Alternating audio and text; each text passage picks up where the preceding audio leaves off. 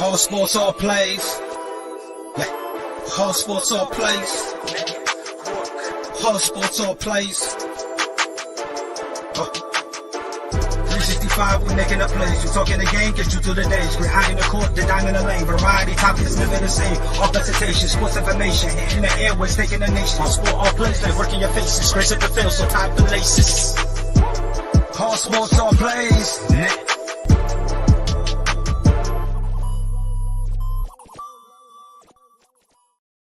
Welcome back to He's on Fire podcast. Little different intro, right? He's on fire! Well, that's because we are officially on All Sports, All Play Network, ASAPSportsNetwork.com. You can find them there. And unfortunately, our big arrival to this network comes in a damn loss. Come on, Phoenix Suns. Not the first game like that, but you know what? We're going to get into absolutely everything. It's unfortunate the way it went down. It's also the first game of the season. I'm not worried yet. You shouldn't be either. We got the Lakers on Friday, and if we beat the Lakers, everything will be good in the Valley, right? I think it will be. He's on Fire podcast. Let go. Urkavici sets. Looks up. And it is caught! Down strong!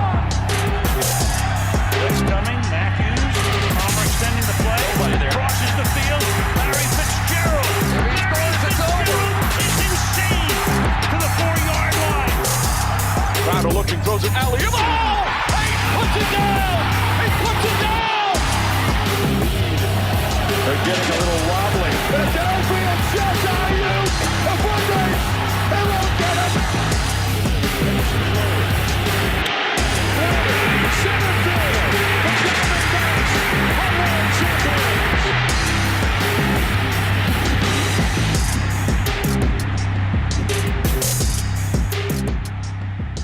I'm usually not feeling the intro after a loss, but tonight, because we are debuting on ASAP Sports Network, I'm definitely feeling it.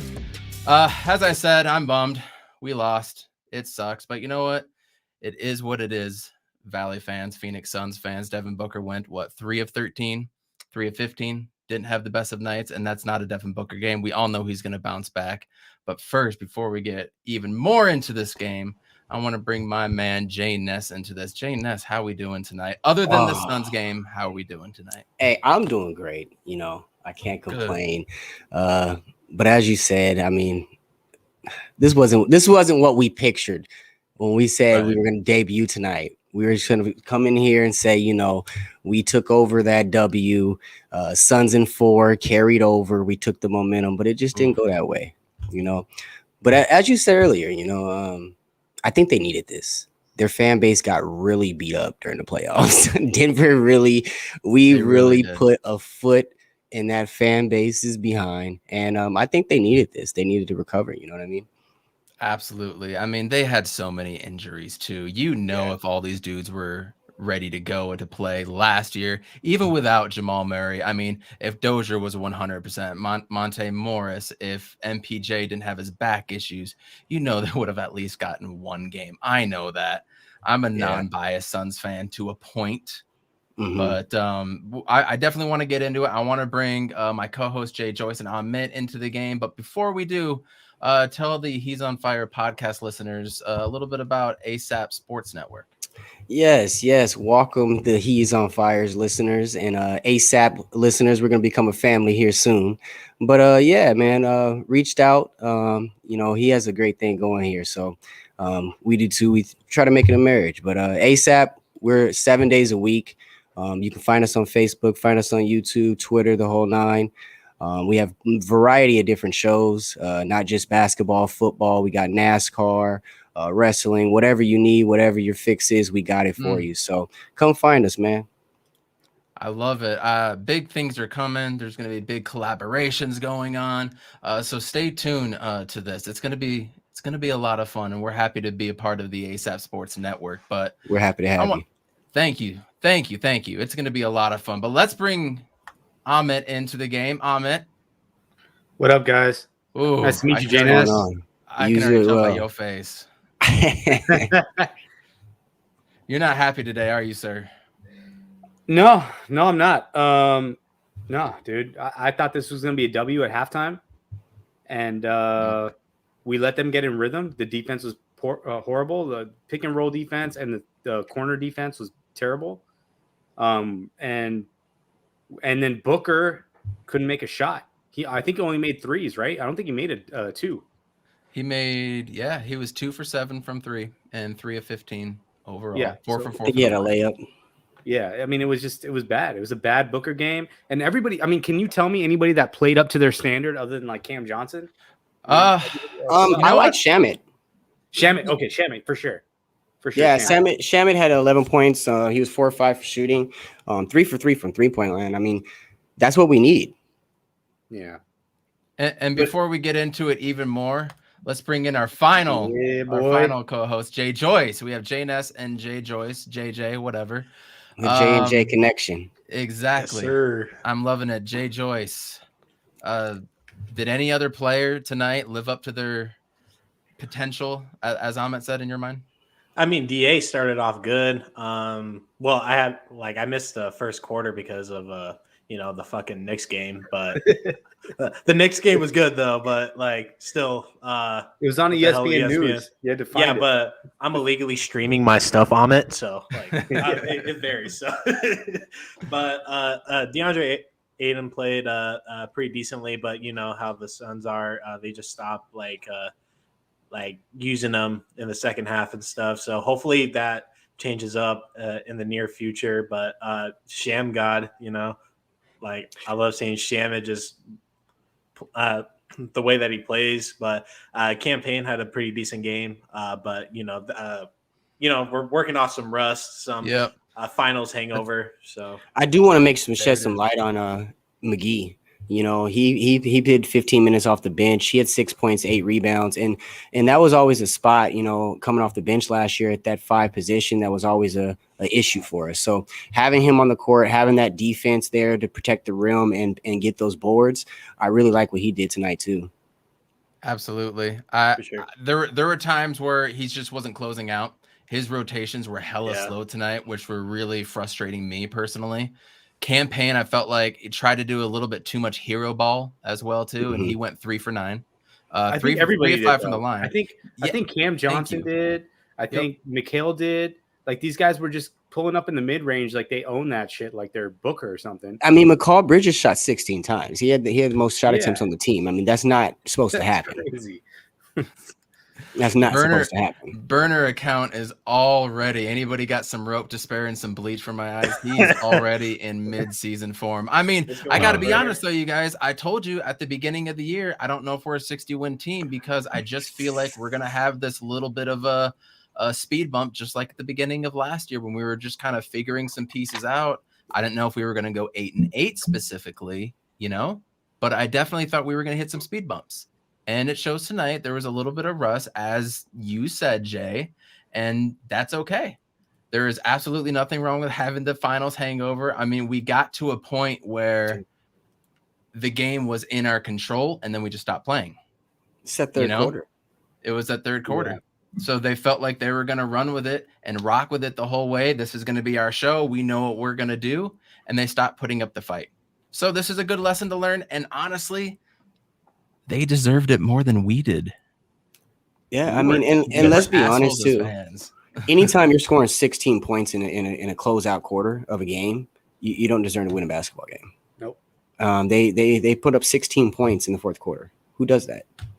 Yeah. Especially against the Denver Nuggets. I mean, they fight to the end. And like I said, like we opened up with. I mean, we put a foot in the rear end of that fan base. And they were scarred from that, and they're going to be scarred for that for the next probably this year, in all of our meetings this year. If we meet in the playoffs, and if we meet in the playoffs and it goes anything like it did last year, this is going to turn into a super rivalry with us. And we saw that there was a lot of conflict too, right? I mean, we saw Booker get in it with Jokic. We saw CP3 get in it with a couple people. We saw who else? Can we talk about that little fucker, man? I hate that. Which one? He tried to hurt. Baku Campazzo. He tried to hurt Campaign on that one where he fell into the stands. that was just a dirty play. And he's known for dirty plays. And it works in the regular season. And we know it doesn't work in the playoffs because he got worked in the playoffs. Oh, Yeah. Yeah. He's People are trying to heating make it through the regular season. We're trying to get through without injuries. We're trying to, just make it by. And I think that, like you said, that stuff works in the regular season because they're not as aggressive overall on them. But when you get into the playoffs, he's getting worked. Yeah.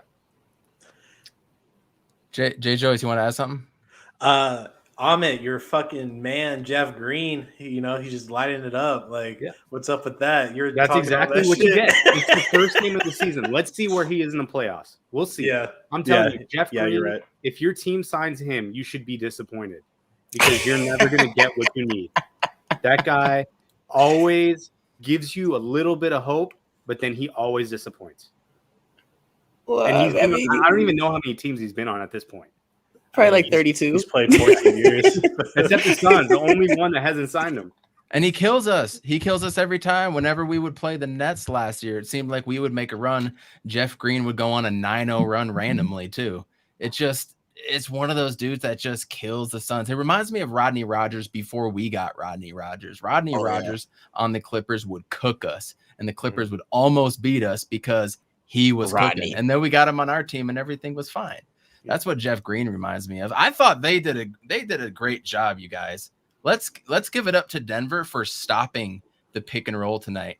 They stopped the pick before the pick even got there. They got in between the man and the guy they were supposed to set.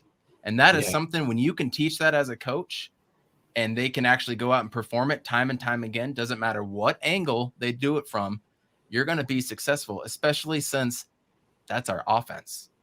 And they did a great job stopping it, and we were out of rhythm the whole second half. Unless we got a few stops and got our hands on balls and stuff, and then we were rolling. Unfortunately, it just didn't end that way. But Cam Johnson looks beefier, a good at least 15 pounds. The shot looked nice. He was doing so many things, and he actually might be starting power forward by the end of the year. Jay Ness, do you think that's a possibility? I do.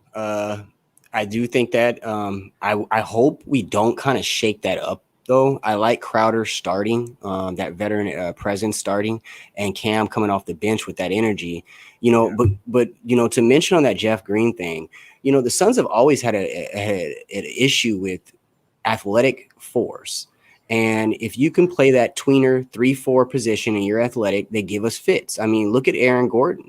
He gave us fits all playoffs, and even though we ended up stomping their butts out, but he does that thing. And I think that's what Jeff Green does to us too. He just has that issue where it's like he's not super fast, but he's fast enough to get past R4s, and he's big enough to be able to hang down low. Yeah. Amit, Cam Johnson over Jay Crowder. I mean, I've been saying it. I've been telling you, like, he's going to be starting. We're going to have to pay that dude, and I don't think we have the money to pay him. But I really think this guy needs to take off that undershirt, and we need to see those guns. Because he's built. He needs to take those off. He is. He's looking thick nowadays. Yeah. I'm liking it. Jay Joyce, Cam Johnson over Jay Crowder. Are you on that too, or do you still want to start Crowder? Man, I'm 50-50. I think it depends who we go against. Like let's say since we play the Lakers on Friday, I would like to start Jay just because the Lakers are a little bigger team, and you kind of want to get that pace going.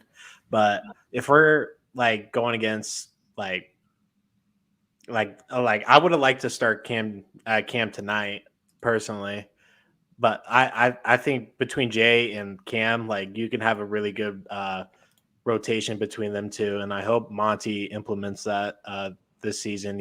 Just kind of catch the opponent off guard. So yeah, I one of the things that kind of stuck out to me was Monty's lineups is that they really didn't change last year either. It was the same lineups. Yep, you saw Bookend in the first quarter. You saw CP3 starting the second. It pissed me off that we didn't see Booker until the 5-minute mark in the fourth quarter, which is something he did last year too, though. I have a comment, though. I really think he's playing checkers here. I think he really wanted to see what Shamet could do with Chris Paul together. Yeah. I don't think it was – I think he realizes, and the rest of the league, like the Lakers, right? Like they think, oh, we're just going to make the playoffs. We can make a run. The Nets the same way. He's thinking now we have the continuity. We have the consistency with our team. We can play a little bit in the beginning of the season, the way that Popovich would do, where he would just rest guys. And I think we're going to see that from him. Oh, Booker doesn't need to be playing 40 minutes a game right now either. So no way. No, but I mean, to kind of go off of what you were saying, I mean, I kind of agree with you. I think he is kind of playing checkers because I also think we're going to make a move soon to add another player to the bench, like we were talking about with the Thaddeus Young thing or something like that. So I think he's also moving around to see which people kind of mesh a little bit better, a little bit better, so he can see who's expendable. Yeah. That's what we did last year to start the year, man. And remember last year we were giving it to DA left and right, trying to feed DA, and it wasn't working. The ball movement wasn't there. So, I mean, he tries things. The season does not start until Christmas Day. So let's all chill there.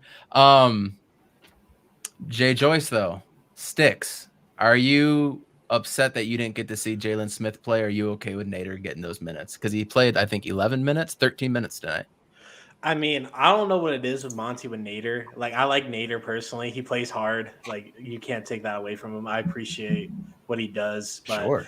He has to be in the top 1% of drawing offensive fouls. Like he gets so many. It's ridiculous. Yeah. But like, I would like to see Sticks, but like, since we're seeing Nader, like, I only have that sample.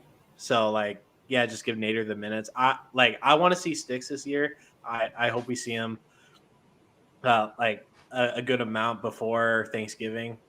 But I would love Thad Young, and Thad Young is on DNP right now. So I think there might be a move soon. So. Man, I didn't even see that. I'm going to go to that score right now. Amit, give me your 2 cents, man. I'd like to see Sticks play just for trade value in garbage time, but the guy cannot play against like second or first string players. I mean, we've seen like he plays really good in preseason. He plays really good in garbage time.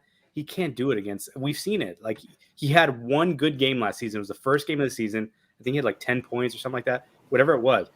Since then, he has not been able to put together a good defensive stretch, a good like really offensive stretch. So I'm just waiting for Thad Young. Yeah, and it's not that I don't believe in Sticks. I do believe in him, but I just don't think he's going to get an opportunity with this team, knowing the window that we have to be able to produce what we need from him. Like when JaVale McGee was starting getting in foul trouble, I'm like, are we going to see Sticks at this point? And I'm like, that'd be a bad thing. I'd rather see Kaminsky at this point. I don't want to see him come in. You know, I mean, what is Jalen Smith closing out J. Michael Green or Michael Porter Jr. going to look like? If he's in the paint and then ball gets kicked out and he's got to close out on somebody, that's going to end really badly for Sticks, in my opinion. I just don't see the foot speed with him. And I've said it on the podcast before. He's a round peg in a square hole, man. He's a 5. He's an undersized 5 with long-ass arms, though. He's got long-ass arms, but they're trying to put him out in the corner and on the wing. I don't know if that's the best place for him. He's a 5 with instincts to just protect the rim. But the crazy part is he has better handles than DeAndre Ayton at this point. Like, what is going on? I'm right there with Burner. Yeah, that's bring back Josh Jackson.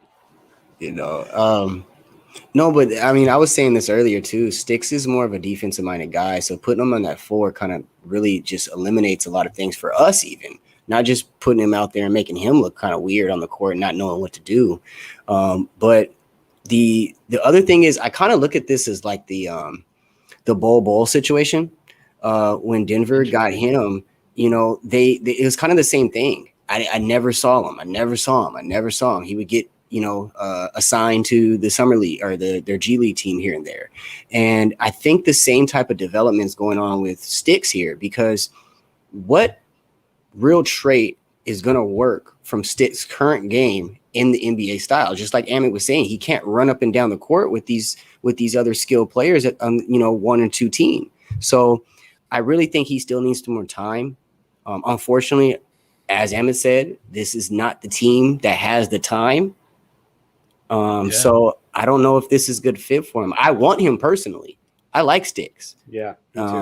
I think 2 years, 3 years from now, Sticks is going to be a force to be reckoned with in the league and be able to actually get down there and play some solid minutes. I was alluding to Mo Bamba-ish earlier when I was talking to Evan or to Coach, and it gives me those type of feelings. The Mo Bamba, it took him a few years to catch on, and look, he's a solid guy in the paint. They stopped trying to move him to that 3-point line so much and kind of let him do where he's natural at down there in the paint. And I think the same thing with Sticks, as we get over the whole pushing him out and let him do his natural thing, it'll come to him. I completely agree. We're just forcing him to do something, it feels like, at this point, and it's great trade value and a good $4.5 million contract. So throw that in there. You showcase him during the summer league. He would have guarded J. Michael Green and Jeff Green on the outside tonight, and that's not a position you want to put Sticks in to succeed. No. So you go with a guy like Bender. God damn it, Roy. No, not Bender. Roy in the chat just said Bender earlier. No, you go with a guy like Nader who can move his feet, do a few things, and he's a slasher type, something that is different than the roster that we have. Dale Krause, this is kind of a funny point. The Suns would have won if Jamal Murray had started for the Nuggets. He said he saw that on Twitter. I mean, I disagree. Jamal Murray goes like Michael Jordan against us, y'all. He really does against us.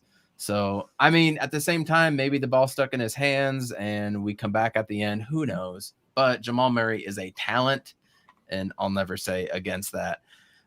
Jay Ness, you and I were talking quite a bit during the game, and, we might have been bullshitting a little more than scouting and watching film a little bit, but it really did seem like the Suns were going to be the Suns tonight. And then they just fell off, man. Did they become complacent? Were they just like, all right, we got this in the bag? It's funny because as me and you were talking, in that first half, I said, the one thing.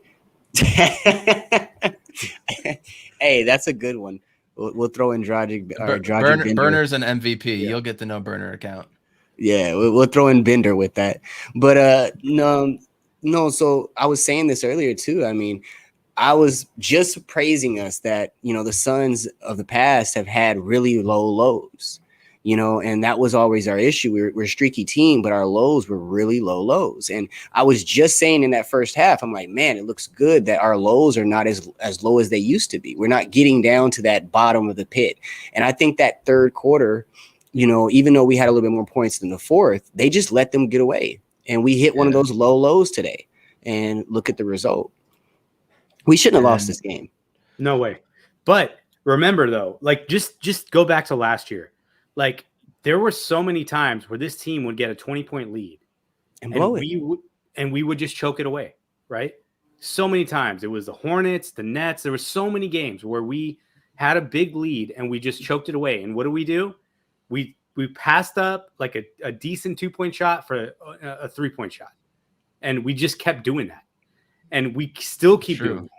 And I'm just like, and especially like, I had this existential thing when I was watching the game. I'm like, where does Booker fit in this offense? Because I'm like, he's not getting the ball where he needs the ball, and he's getting it. He's going one-on-one. He's not getting any sort of motion. It's just him getting it, and it's just 3 seconds on the shot clock, right? Or it's a spot-up shot, and he's really got to become a spot-up shooter. Man, like he cannot shoot 34%. What do we got to do to get Booker to get the ball on the block? Yes.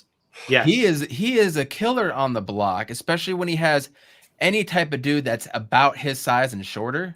Anybody that's really going to guard him, like he's so good on the block. Like, I would love to see him not work as hard doing the Reggie Miller, Rip Hamilton stuff coming off of all these screens, because the problem with that is he gets the ball on the corner and then it's ISO ball. So he's not going through all these screens to get a jump shot real quick and put it up. He's doing all that work to go one-on-one, to waste more energy.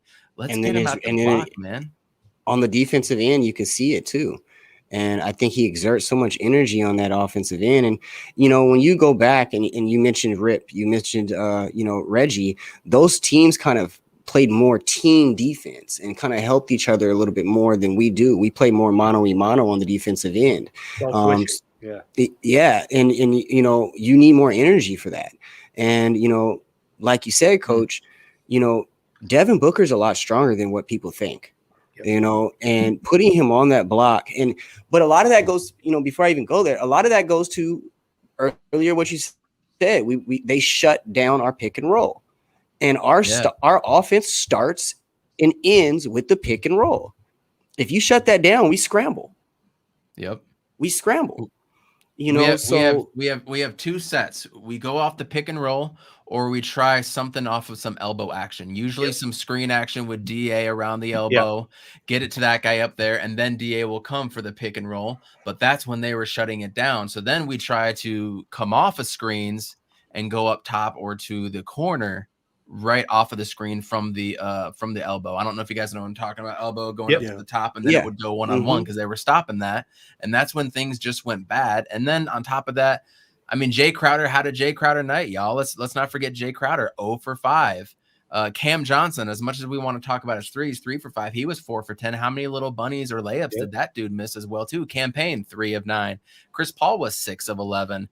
And Mikhail, we already said, was 7 of 16. So we had 7 dudes in double digits. Nobody hit the 20-point mark. And let me double check. And we got out rebounded by 1. And that was a recipe for failure for us. Anytime we lost the rebounding game, it was a wrap. And 18 turnovers, y'all. Yep.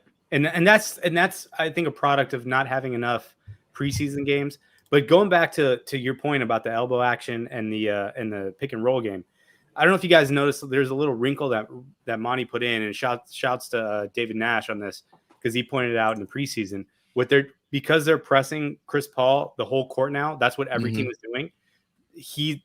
Mikhail is setting a pick in the corner as they're coming down, and then they're setting their offense up. And I thought it was too early to start doing that. I don't think they should be showing that this early, because I think Booker needs to get the ball and handle it, and then give it to CP3 as they cross half court and get into their offense. I think they're getting too cute. I really think they are. I think they're expecting a lot more from other teams.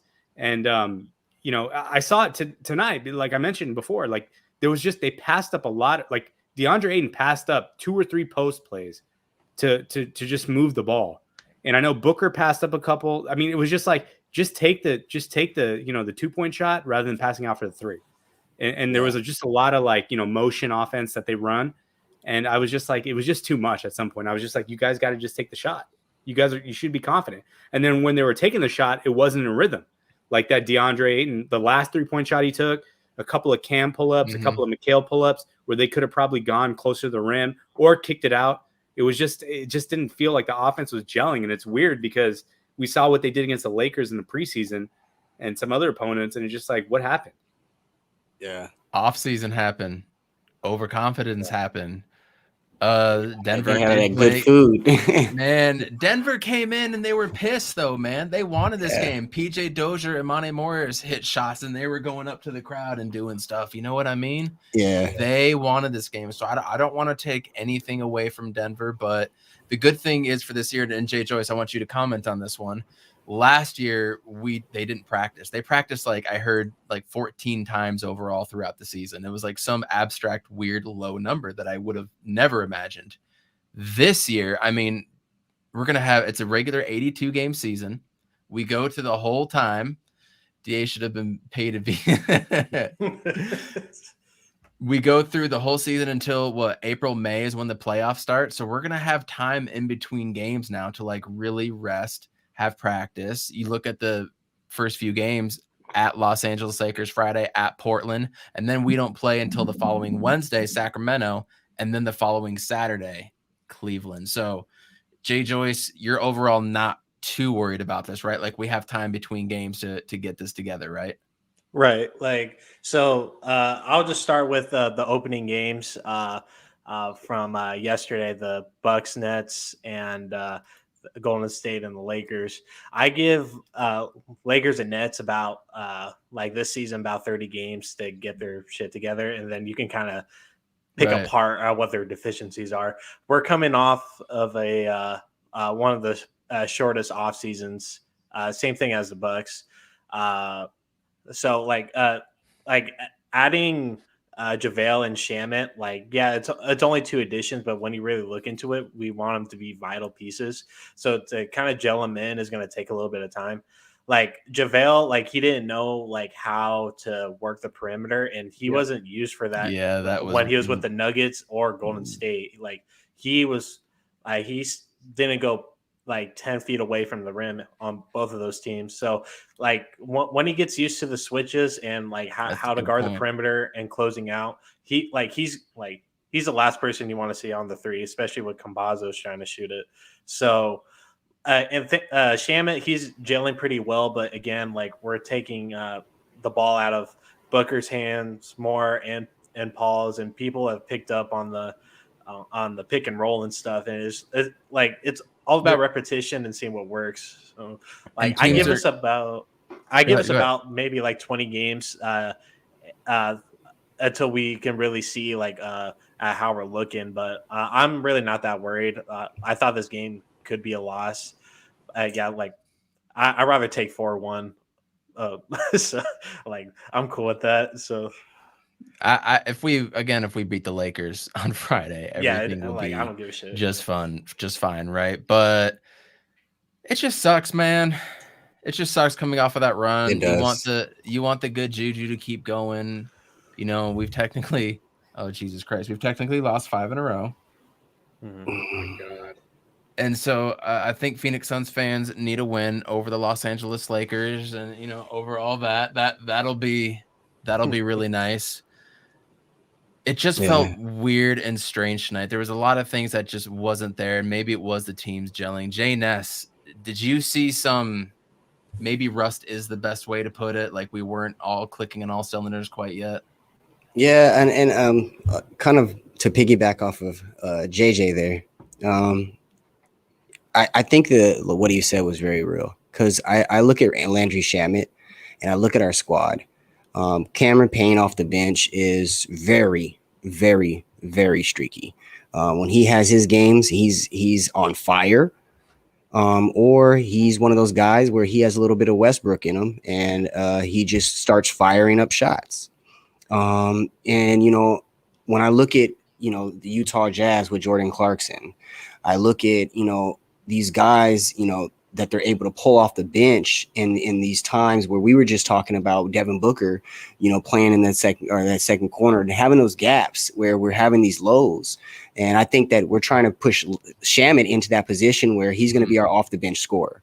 He's going to be that guy that comes in and puts that fire in there and keeps the scoring going when we're resting Booker or we're resting Chris Paul. So I do agree with you, JJ. It's going to take a few games for him to understand what they need from him and how to do it. Because we all know Landry Shamit can put up points.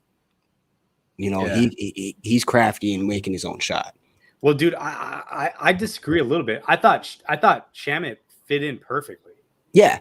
He fits in. It's just like with including JaVale and Shamit and like just throwing him in there just to see how they do. It kind of fucked up everything. Figured out because he did a lot of weird stuff. He did some Shaq and the Fool stuff tonight. He always gonna do that, man. I mean, but like when you watched him with the Lakers and the Warriors, you didn't see it as much. Like it was a system thing. I don't think he knows the system yet. No. No.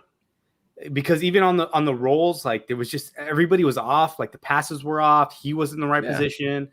But I think there's room for him to grow. But dude, his length, like some of those rebounds, he's just above everybody, just grabbing rebounds over everybody. Like there's other 16 guys there, and he's grabbing them.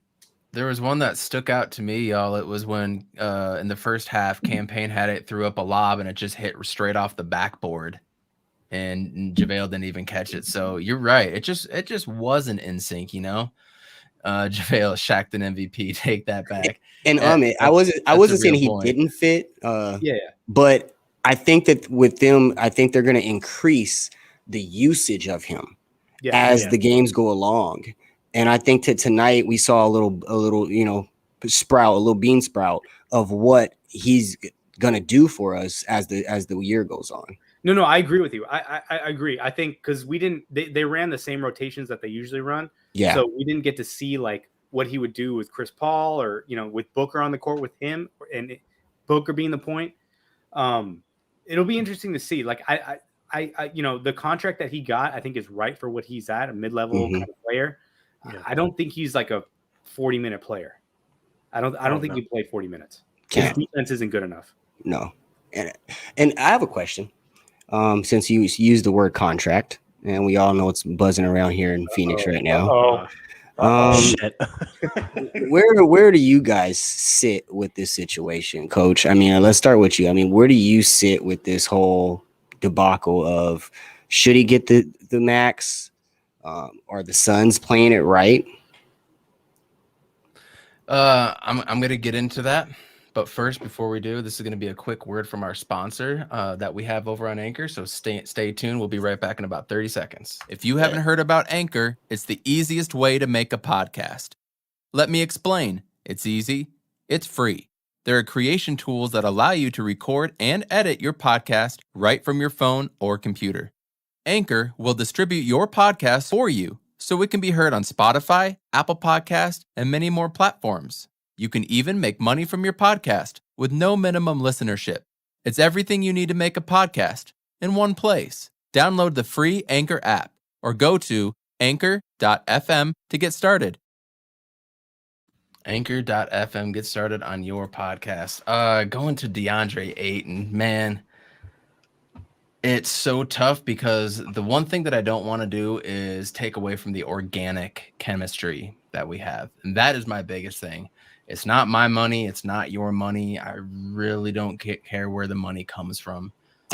But is he really worth more money than Devin Booker? Absolutely not.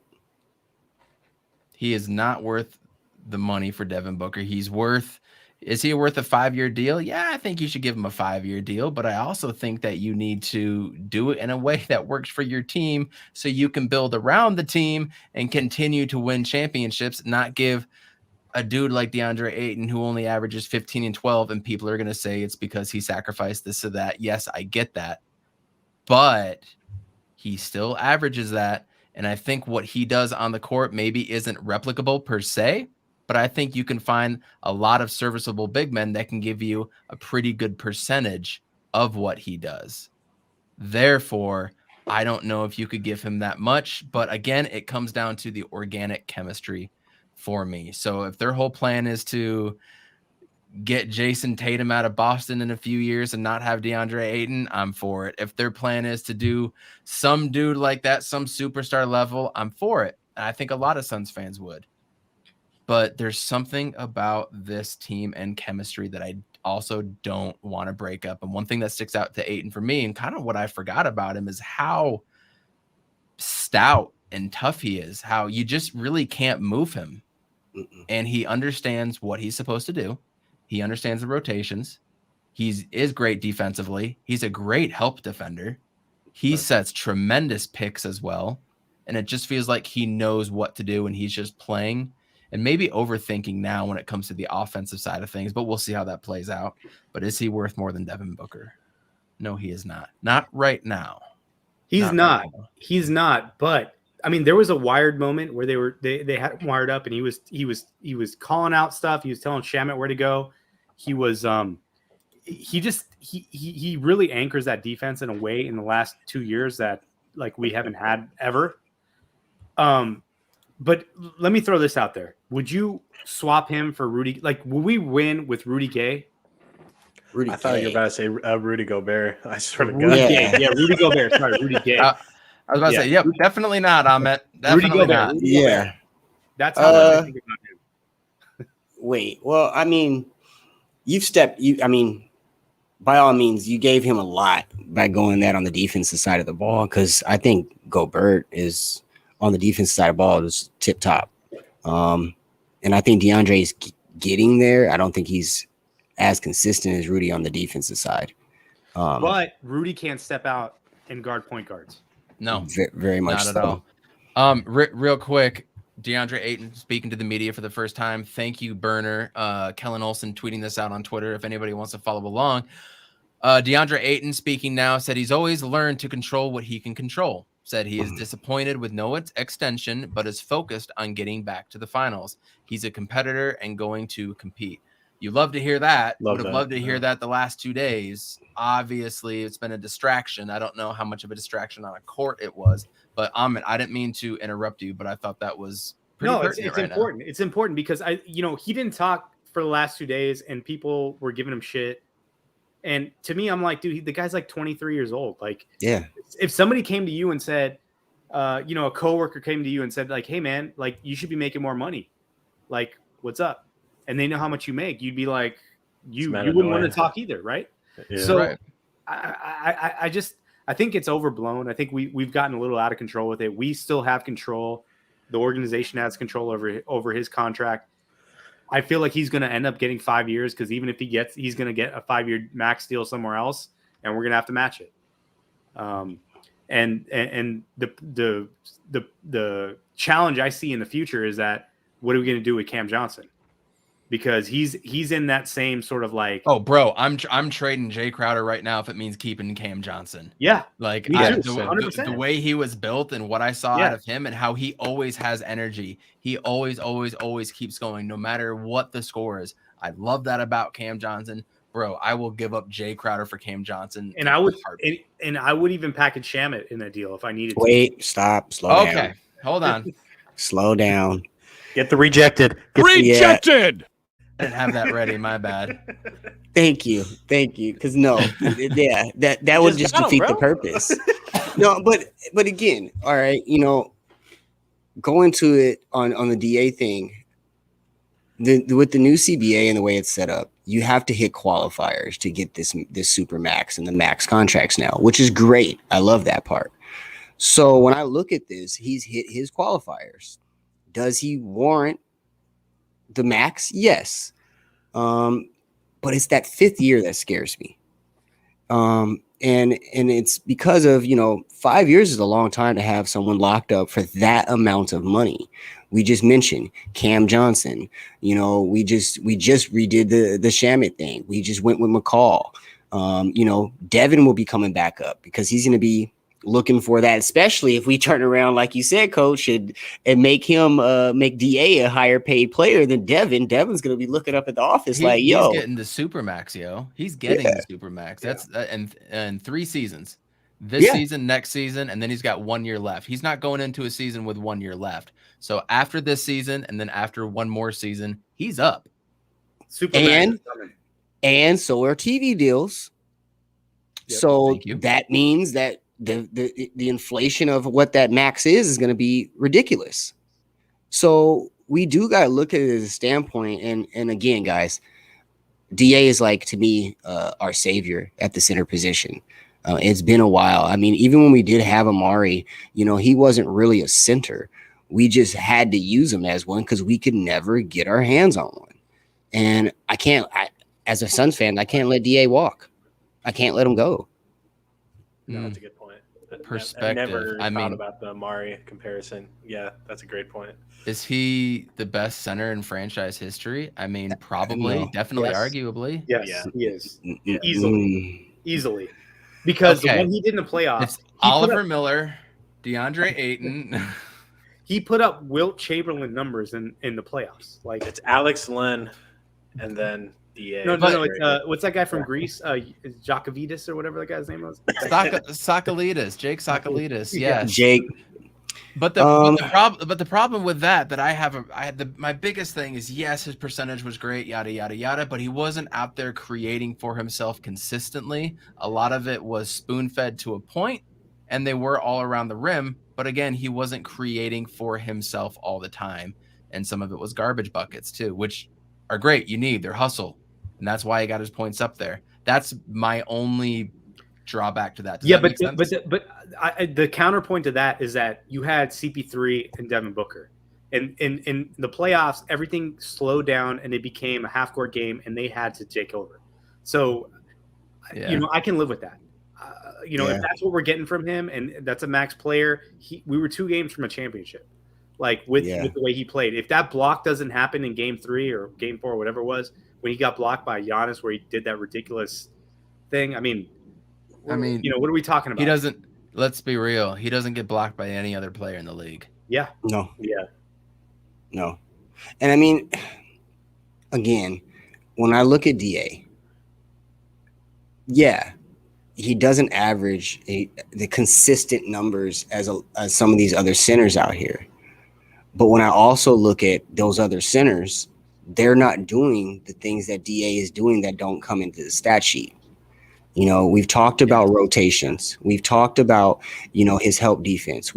And one of the biggest things too that I don't think people, when I look at DA, I compare him to Steven Adams on the low block when I look at rebounding, because Steven Adams will box you the hell out and not attempt to get the rebound because he knows that his teammate is going to get it because he just did so good of a job boxing someone out.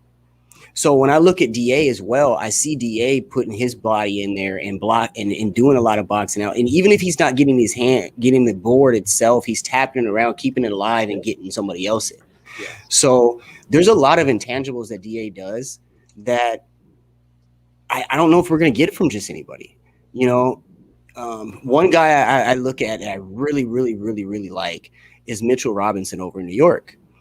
And I look at Mitchell and he doesn't get a lot of flack. And I kind of look at DA in the same sense because obviously they're not the same exact type of player, but the same type of situation where Mitchell came in kind of slow. He's picking up steam. He got hurt last year, but the same type of situation where he has a lot of intangibles. And I don't think people look at these things. You know, they're looking at the Jokic getting the triple doubles. They're looking at Joel Embiid, you know, posting up players and getting 30 and 40 and shooting a few threes and, you know, lighting up the score sheets. But DA is sitting here with Chris Paul and Devin Booker and a lot of young players that are budding and looking for the ball as well. There's one player that I kind of liked as well too when I was thinking of if DA was going to get traded last year when DA was on his BS to start the season. Guy that I always wanted was former Indiana Hoosier Thomas Bryant. I thought Thomas Bryant was a great dude that could come in and fill that kind of mold. And to compare, I like your comparison. Excuse me, by the way, JNS. One guy that I compared DA to from back in the day, kind of the same size, little on the offensive deficiency. Definitely DA has a better shot than this dude. And DA can guard the perimeter a little bit better than this dude, but Alonzo Mourning, what do you think about that? That's a nice comparison. I think that's a beautiful comparison, actually. DeAndre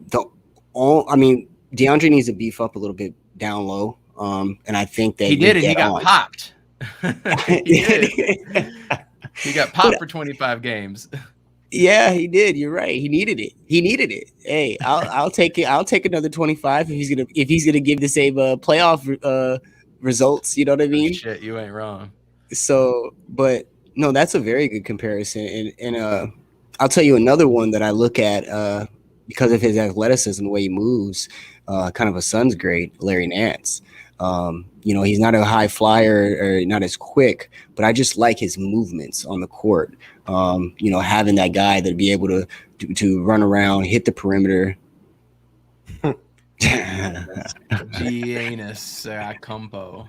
One of the things with Aiden, and I think it's just with the team itself, is that they just don't find him the ball. Because there was a couple points where CP3 had the ball, Aiden had sealed Jokic. All he had to do was throw it over the top, and they just run their offense. And I'm just like, the guy's making the effort to try and get the ball, and he's been doing this for like 4 years now. And it's just like, come on, man. Like, you guys have to make – like, we all play pickup, right? I mean, like, when you see a big and he's making that effort, you just got to try to force it in there. As a point guard, though, when he drops passes that are not hard, that you shouldn't drop, and they go off your fingertips like you had 2 sticks of butter on both hands, we stop giving you those passes. Fair point. But some of those times when he's making the effort early in the shot clock and he's sealing a guy, like, just give him the ball. Because he it's not like he's not going to it's not a black hole. Like, the guy will pass the ball. He gave up like 2 post-ups today where I'm like, why did you pass it out? You had the guy sealed. You should have shot it. Double team came, and then he just moved it. So I'm just like, we should work the offense around him a little bit more in the post. Yeah. I would like to see something a little bit more. Jay Joyce, what do you have? So I over the weekend, I thought more about this whole DA situation, especially with all those articles coming out the other day about James Jones's like thought process with these contracts and stuff.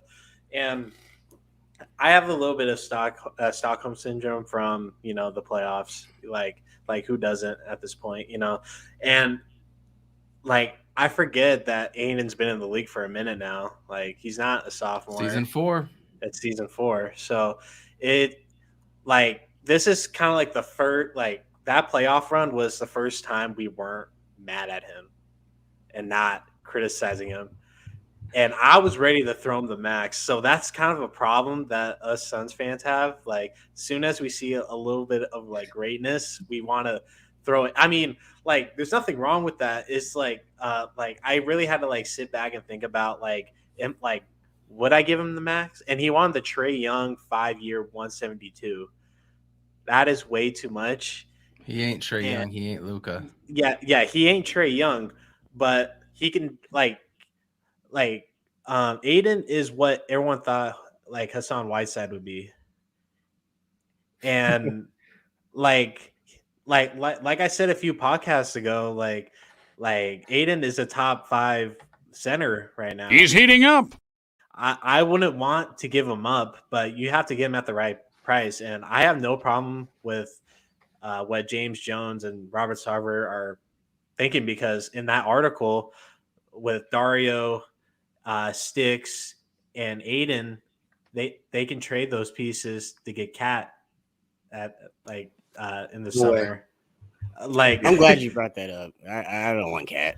No, but there's just so many options with this Aiden thing, and like James Jones is doing what a GM should do, and like he's thinking about the future and not the present. That's where GMs trip up. Like I have full trust in what James is doing, but with Aiden, he needs to show me more. I'm sounding like Keyshawn on the fucking the sports media show. Like I need to see a little more from Aiden. I need consistency. Like he needs to show up 5 days out of 7. Like 9 out of 10 games. 9 out of 10 games. That is what an NBA superstar does. 9 out of 10 games. You show. Give me 15 and 15, and I'm cool. Jay Ness, you would not take Cat over Aiden? Not for this team. Okay, not for this team. That is a fair response. Okay, elaborate, please. See, player for player, Cat's a better player. Eye test, Cat passes the eye test over DeAndre Ayton. But for this team, I wouldn't do it. We're talking about every little deficiency we were just tagging on Sticks as far as moving and hustling out and putting all this on the line for our defense. I think we'll still have the same issues if we went to Cat. What's going on, Matt? But I think we'll have the same issues if we went to Cat, because now we have Cat with his slow foot. Let's not forget, Cat's one of the slowest guys in the league. Yes. Let's not forget that, guys. So when we put this on, and DeAndre Ayton is one of the faster players on our team. Let's not forget that. He runs like a gazelle down the court. Yeah. Dude, so now we're going to take one of our fastest players, who happens to be our center, and trade him for a guy that's running a 96 or 86 Buick with an anvil on the back, and he's dragging it down the freaking the court. And we're a fast break team. It makes no sense. And I really look at fans a lot when they say this type of stuff, and I'm like, stop looking at the player and the name, and look at how it would fit with our team. And Cat can't set like a proper pick and roll. Like he always rolls the wrong way. Yeah, he's a pick and pop guy. He's a pick and pop guy. He's not a pick and roll guy. Counterpoint. One, nobody could say it wouldn't be nice to have a third option on the court and down low offensively, especially when we're in need of a bucket. Nobody could say otherwise. That would help, right? 2, the organic chemistry that we're talking about, I think that could really be there, especially with Book, and maybe even heighten up a little bit.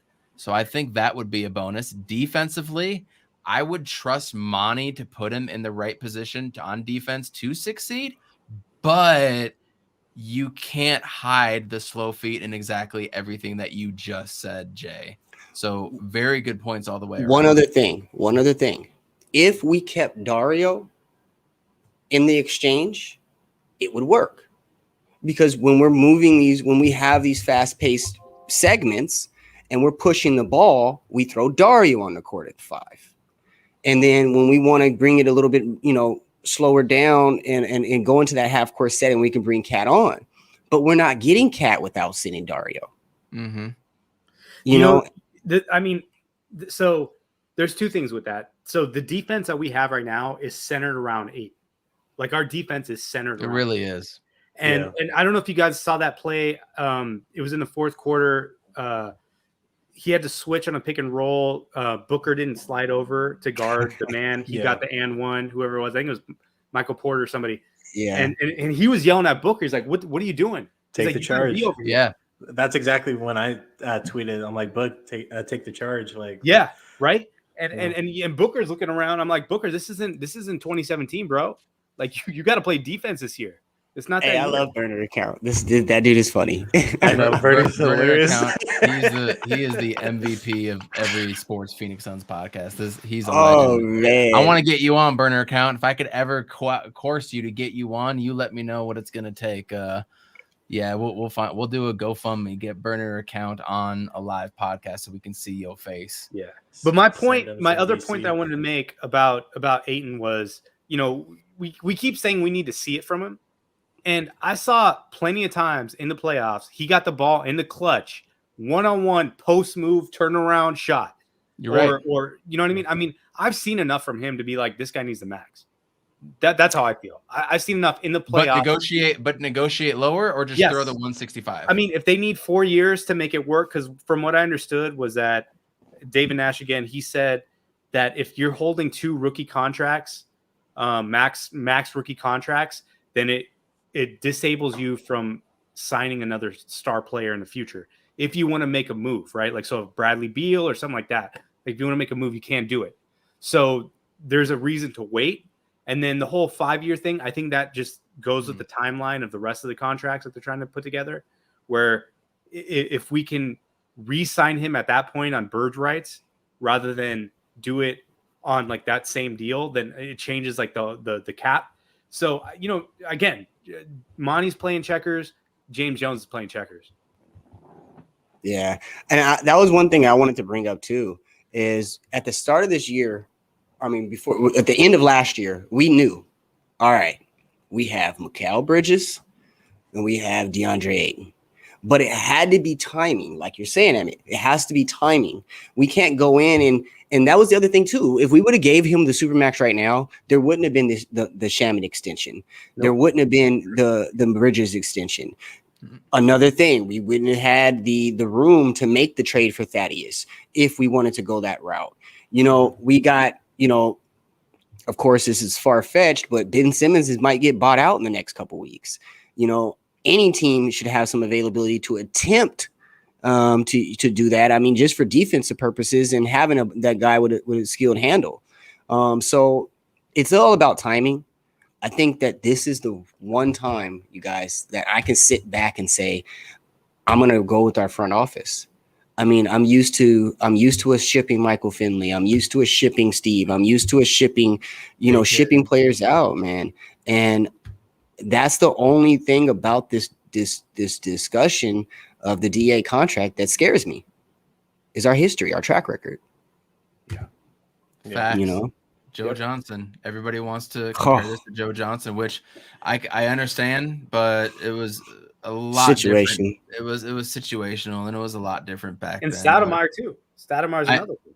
Stoudemire had knee. They didn't want to sign him because of knee issues, and after he already had his contracts. After the first year in New York, his knee blew up, dude, and that was that. That would have been awful for us. It looked like Saquon Barkley's ankle. but imagine if we would have kept him for 2011 at least, right? Like he's still like you can buy him out, you could trade him out. Yeah. I mean, these guys say it's like it's all this money, but you guys have ways to make it work, to scoot around the taxes and buy out guys. Medical injury exemptions. Right. If we would have kept him one more year, like what do you think we would have done? I mean, I don't think it would have mattered because we weren't bringing Jay Rich back. Jay Rich and Steve Nash's old lady. Come on now, like it was over after that run. I think a lot of Suns fans don't even know about that. Yeah, if you guys don't know, go look up Jason Richardson and Steve Nash's wife and why Steve Nash is single nowadays. I thought it was Barbosa. No, it was Jay Rich. It was speculation was Barbosa. It was Uncle Jay. Dude. So it was Uncle over. Rich, and didn't Grant Hill retire anyways? Grant Hill retired. Yeah. Well, that's because I think that no one came back. Yeah. Or did he stay one more year? Did he? I don't remember. I think it was his last year too. But I think it was more of like, what else? Grant Hill already had his resurgence. 2013, he went to the Clippers, remember? Oh, yeah. He did have like 2 years with them, right? Yeah.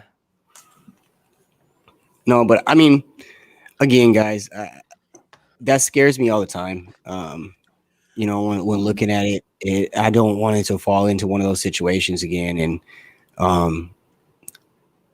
even the Morris twins, I was upset at how easily we let them walk. And look how serviceable they are now.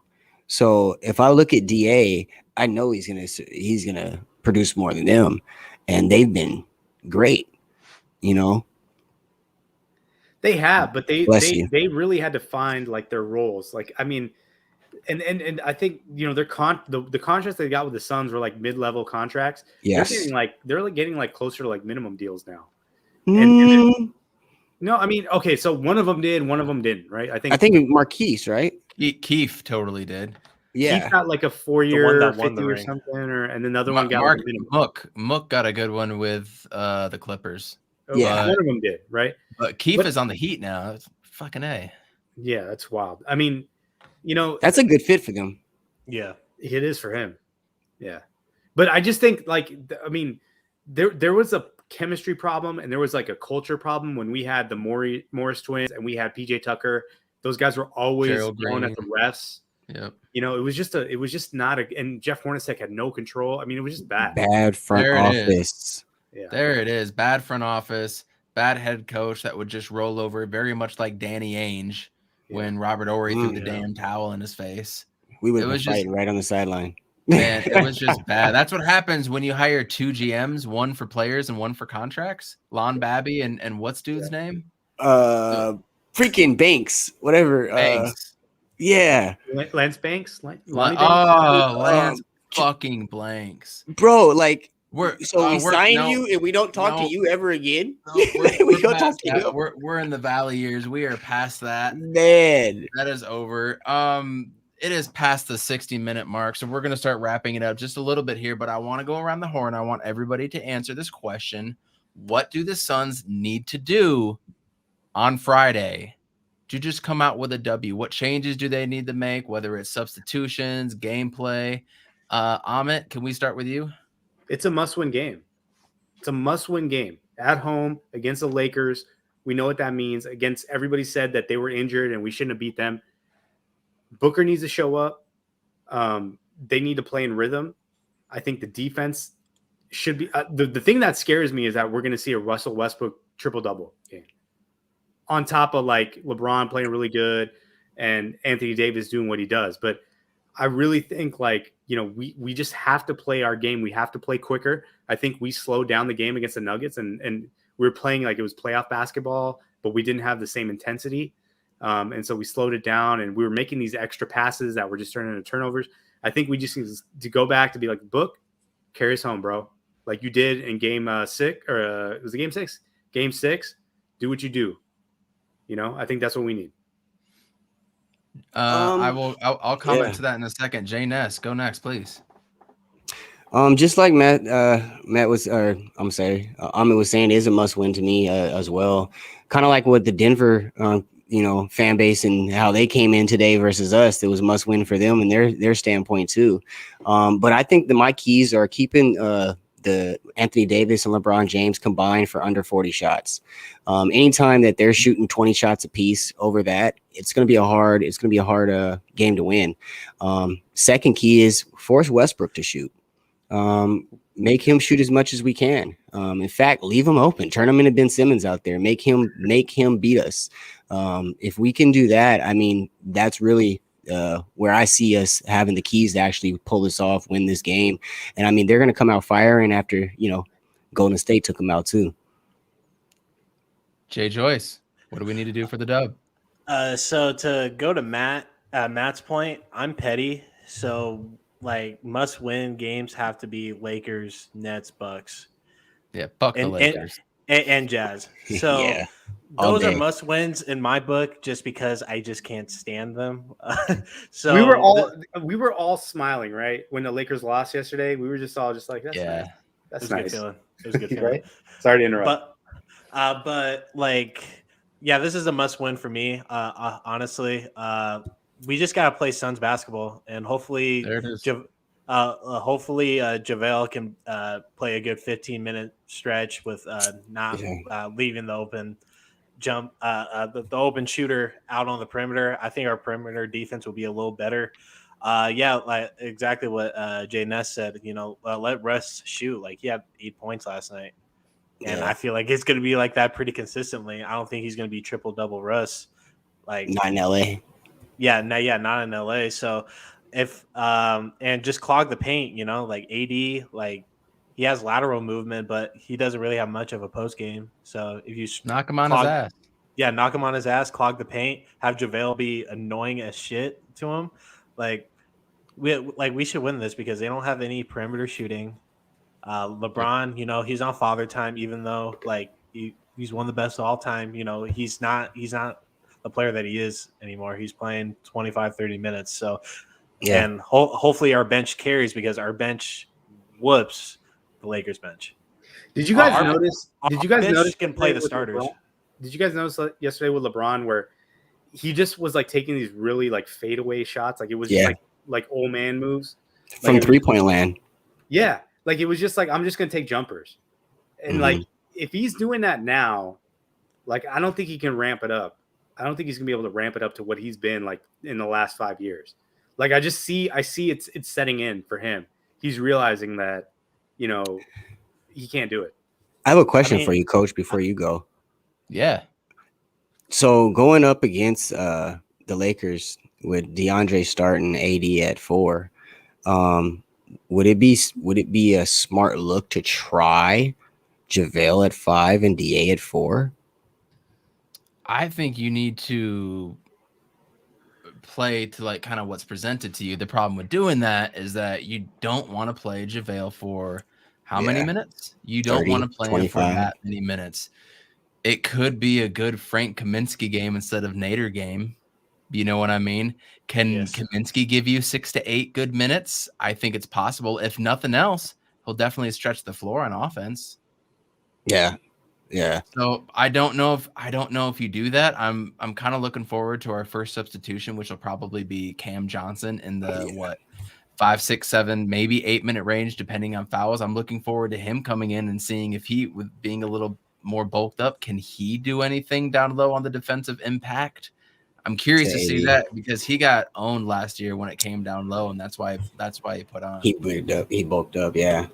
I mean, if LeBron doesn't take it in the paint, then Cam is not being exposed like that. That was the problem in that Lakers series last season. That they just kept on going to Cam in the paint. Like Cam can defend, but like LeBron, like his back down is like unmatched. So yeah, but to counterpoint that though, I don't remember the statistics. I have to look it up, but Cam had the best field goal attempt percentage against LeBron versus any defender. Anybody, yeah.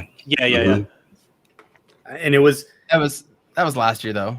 Yeah, LeBron looks a little more motivated than he did in the playoffs. That's for he's a better sure. shooter this year. Here's exactly he's what not hurt.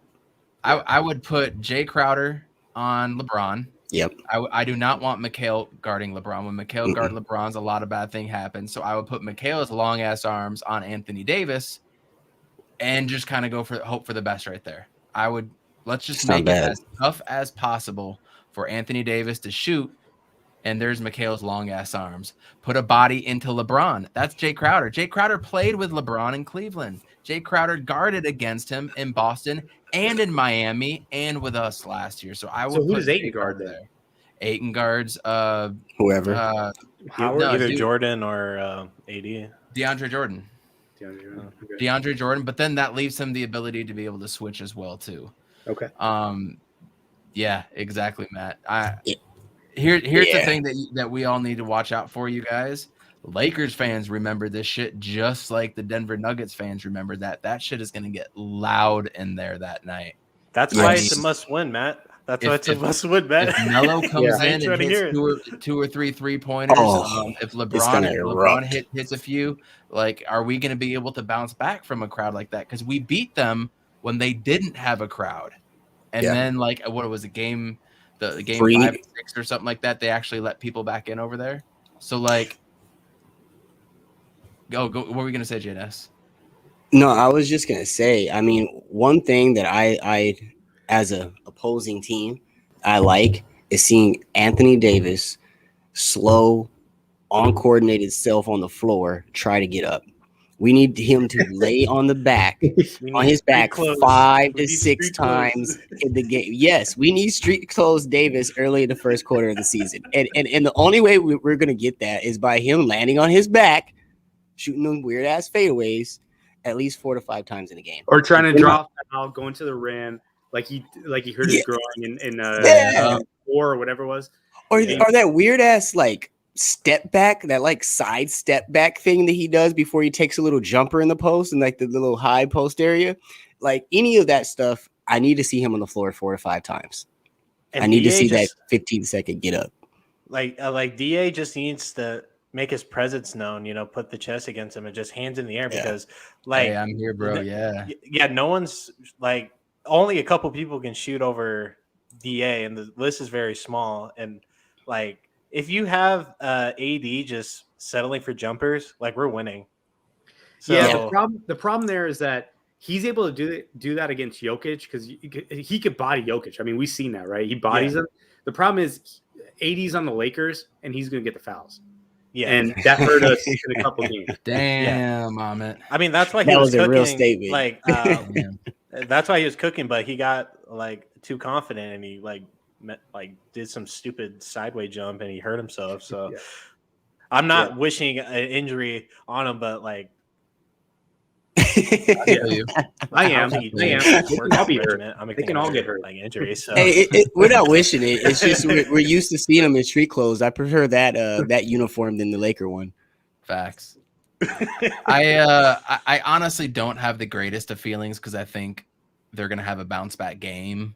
And sadly, we're just the next up. It could be the Celtics, Pistons, Heat. It doesn't matter who it would have been. I think the Lakers are going to win on Friday night. We've got to travel for the first time. It's going to be a loud, raucous crowd. We're still making adjustments just like they are.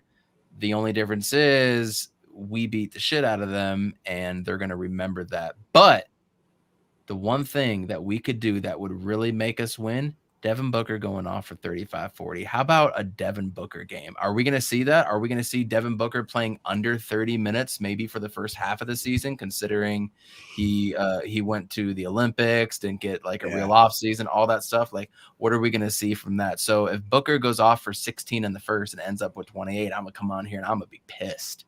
Let me tell you what, but Devin Booker will be that dude to go back to a La La Land where he closed them out in game 6 with 46, and he can do it again.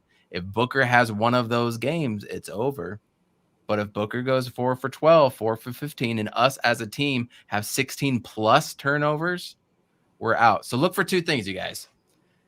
Look for rebounding and look for turnovers. That right there is really going to tell us who's going to win that game because the Lakers are prone to that too. They're also big and can get rebounds. Whoever turns it over more in this game, and I'm talking by at least like 3 to 5 margin, right? That is the team that is going to lose. Take care of the ball, have Devin Booker be Devin Booker, and I think everything's going to be fine. Amit, leave us with some words of wisdom.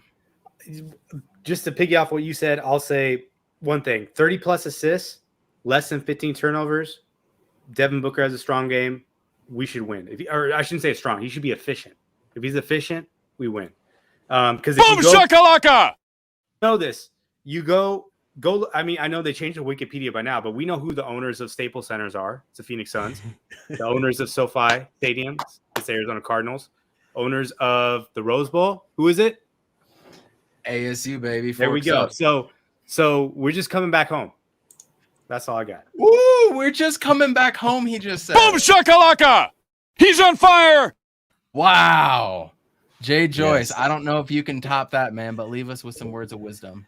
I mean, we do have an Airbnb, in the Staples Center. So, but like This is we why just we're got gonna lose, though, just so you know. Yeah, we talk so much shit, but we just gotta play our game. If we play our game, like who's really gonna beat us? Like if Booker's efficient, we clog the paint, we have them settle for jumpers. Like, Yep, that's it. That's really it. And I hope DA has a good 2010 game. I want CP like not necessarily controlling the offense, but I want to see somewhat of a Booker led game. So yeah, Suns in 4. Yeah. I think we'll win by double digits. I want to say probably 12. You've been spot on too, dude. You were spot on with the Browns game. You've been right quite. Yeah, I've been killing it. It's weird. You have been. So I know once I put money on something, I'm gonna lose. So. Jay Joyce Stradamus over here. Jay Ness, leave us with some words of wisdom. Well, first of all, Arizona fans, let's take in what we are dealing with right now. The Mercury's just got out the championship. The Cardinals are about to be 7-0 this week. We got our nemesis on Friday. This is a fantastic time for Arizona sports. Let's just be honest.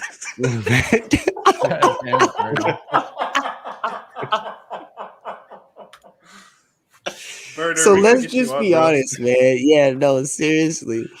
But let's just be honest, guys. Right now, this is the best time for sports in Arizona, and we need to embrace it. As much as we just sat on here and said that, Friday's game is a must win for it, us for the fan base, it's not. We got a long road ahead of us this year, and we're going to bring that momentum with us. We're getting pushed right now by the Cardinals, and that's what we have this year, man. Arizona's on the map. Our sports are on the map. We're trying to do it big and, take it one game at a time, There it is. There it is. I preached and preached and preached last year, one game at a time, and nothing else matters but beating the Lakers right now, and nothing else matters, Cardinals fans, but beating the Texans on Sunday. Matt Shepard, thank you so much for joining us tonight. I'm glad you came aboard. We're going to be coming on Sunday nights as well, too. Our normal time slot is 8:30 local Valley time. So that's local Phoenix time, 8:30. We're going to be on every Sunday night. We do Cardinals post games. We'll still be coming on every once in a while on a couple Saturdays with Arizona State because I just love them so damn much, no matter how much they break my heart.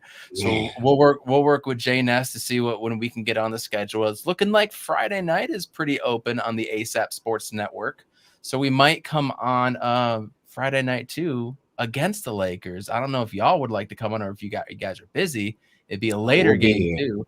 But man, I would love to come on and talk after that game because it's either going to be fire or we're going to be dancing in joy and praising Monty Williams and laughing at the Lakers, which I'm all here for that one. So, and before we get up out of here, I just want to say, all the viewers out there, go on He's on Fire's YouTube, subscribe, make sure you hit the bell so you guys get a ding in your phone whenever he goes live. Go to the ASAP YouTube page, do the same thing. And fans out there, keep commenting in the section. We're gonna pick a top commenter, top fan at the end of the month, send you out a little gift or something. So definitely keep it going. Hey, yeah. So keep commenting. Roy, you were in the chat earlier. We didn't see much. Burner was there. We didn't see much of JV tonight, but JV, love everything that you give to us. Iverson Vlogs was there. Burner, obviously, thanks for coming in. We had some trolls tonight.